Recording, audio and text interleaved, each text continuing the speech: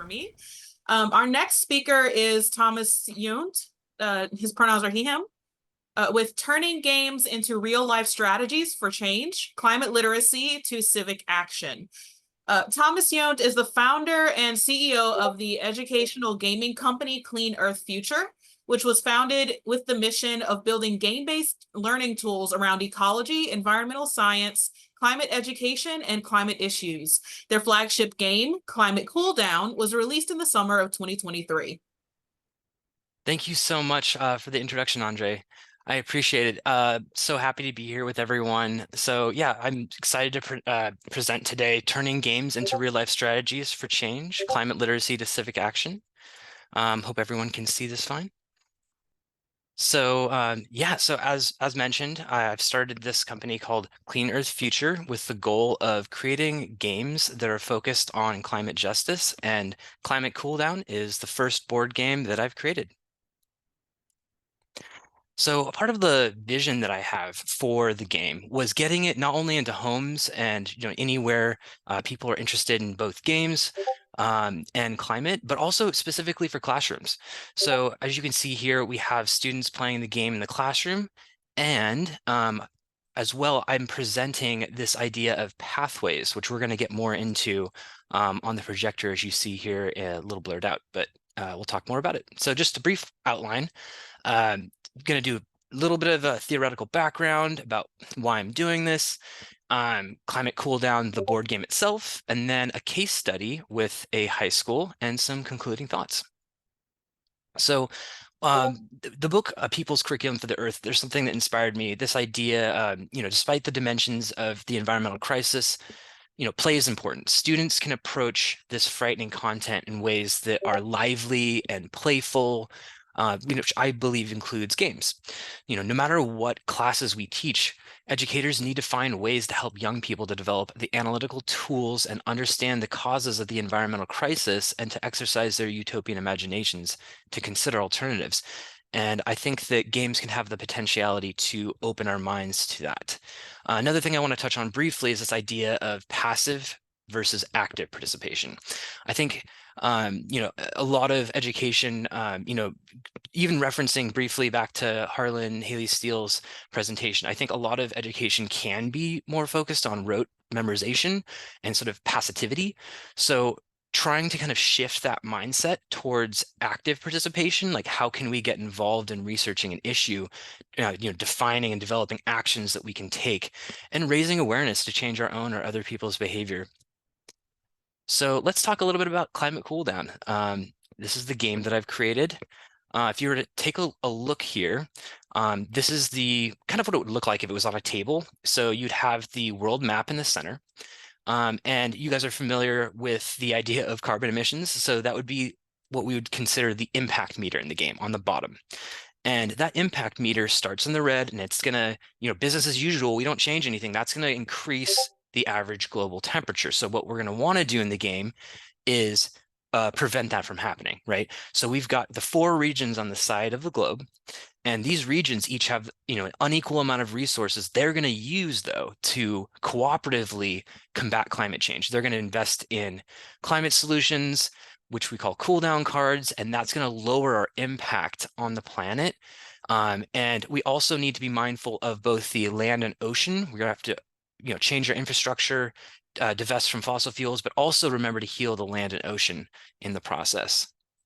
While this is all going on, each of the regions is going to be experiencing disasters. So we've got disasters that are anthropogenic or human-related, like deforestation, which are going to cause emissions. There are also other disasters, such as flooding, that will be affecting our resources. There are also 37 different climate solutions in the game. For example, reducing food waste, that's going to reduce our impact. For those familiar with Project Drawdown, this is considered the #1 solution right now. We also have a need to change our infrastructure, right, and have a just transition from unsustainable or non-renewables to sustainables like geothermal, solar, wind, etc. So that's another really important aspect of the game. It's a part of the challenge. And importantly, we're in the game addresses the idea of food waste. Every region has resources, energy, water, and food. And if you waste your food, you don't use it by the end of each of the 5 rounds, it will contribute to the global warming from the release of methane. So food distribution is really important. And the idea of diplomacy is also very important in the game. You can invest in diplomacy to be able to prevent food waste during the game, which is also addressing the issue of hunger. So land restoration and protecting the oceans is also very critical. So there are a variety of cards for both land and ocean, which are going to help make sure that we do not neglect the soil health and biodiversity, as well as ocean health and biodiversity there. So overall, Climate Cooldown shines a light of optimism, countering the prevailing dystopian narratives we see everywhere. The game is collaborative, right? It's also cooperative. You can't win the game unless you work together. So I think it's a really good practice in that social element. And it also empowers individuals to develop their knowledge and confidence to become resilient climate leaders. It also, lastly, fosters civic engagement and pathways to action. So that's what we're going to talk about next. So when I talk about pathways, what I'm trying to discuss here is the idea of initially academic degrees that we can look at and career pathways. This is what I've begun doing when I'm creating this pathways module I'm about to share with you. But I would also like to add in a lot of other metadata or elements here, including volunteering. Could be after school programs, it could be community programs, also service corps programs, some of which I'm familiar with that are paid, and citizen-led initiatives, as well as participatory action research. The list could go on, but these are the ones that I would like to focus on next. So just as a quick example, pathways could, entail any of the not only the cards in the game, but anything in life that we're trying to get a pathway towards. We're learning something, we're trying to apply it. But in this case, reforestation is one example. You can see people here planting trees, and maybe a student or someone drew this card and considers this is something interesting they want to get involved in. So in class, students have the chance to use this module. It's still in prototype phase, but it is working. So this is kind of what it looks like. You can see here's a list of the cooldown cards or climate solutions in the game. Someone wanted to click on reforestation. They found it here, and it'll take them to this page.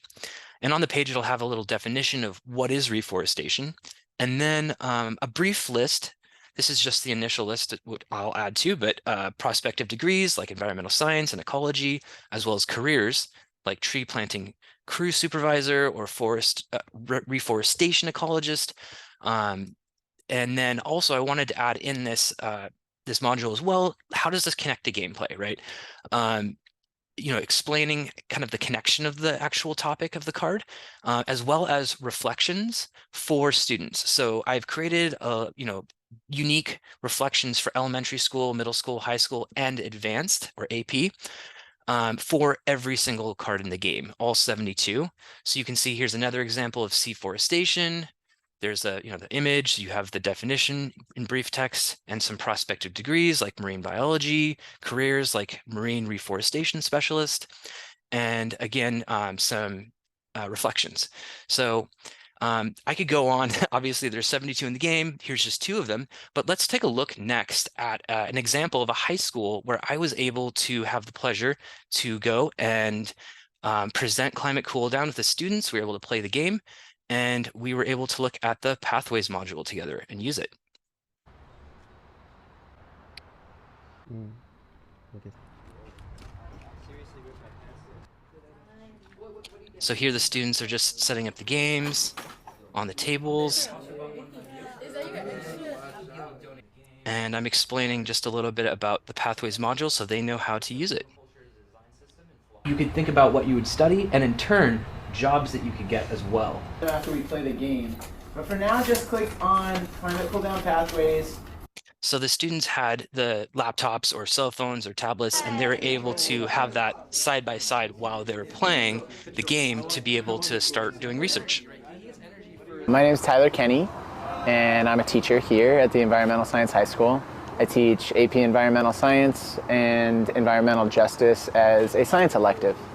giving students access to pathways that are related to each of the cards, gave them maybe a resource that I wasn't expecting them to use, because I just felt like they would be wrapped up in the game and they'd see this as an assignment. But by taking away the assignment aspect of the resource, the students themselves were just like, oh, I pulled this card about removing subsidies for fishing, and now I want to understand more about that, so I'm going to look up this card. And then it inspired another student to look up LED lighting and see how that is impacting the climate. So it was cool to see them using that resource. Freshman year, I really wanted to be a marine biologist, and in this game we actually saw like a few pathways, such as like clearing up the oceans and just like a lot of stuff relating to ocean, which I really found really interesting. It made me think about like the major I'm choosing in college, which is business, and seeing how I could incorporate my education in a college. I actually want to become an educator, but I was more focused on the math department. But after taking this class and having Mr. Kenny as a teacher, and seeing this board game, I can see how influential being an environmental science, environmental justice, APES teacher can be. It definitely has had an impact in how I view career options. I always been interested in business, so I think this made me like want to research more ways that like I could like help the environment while also pursuing like a business career. Probably reforestation. I'd say one that stood out for me was being a meteorologist, being able to help the air quality and being able to like manage all that. It proposed a very good like range of careers, which is what I really liked, because it doesn't just limit you to one career, it limits you to many that you can choose from to help save the planet. I thought it was very fun and very educational. It taught me many things, yeah. I think it's a game that like should be in every teacher's classroom, because you can incorporate it into a bunch of different lessons, and I think it's important for every student to know that they have a part in this, and that what's happening right now is something global and it's not just something small. I'm actually like super into environmental science. That's actually my major for the college I'm going to.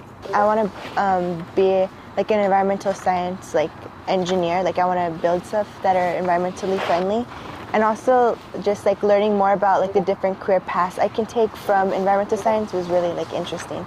But I was looking a lot into like different ways about like the ocean. So being able to make connections from one of the climate solutions that they've studied a little bit about, they've had to memorize some vocabulary about, and now they've used in this game, and then building the career connection or the connections to what majors are available to them if they choose to continue to find passion and interest in that. And that is exciting to see.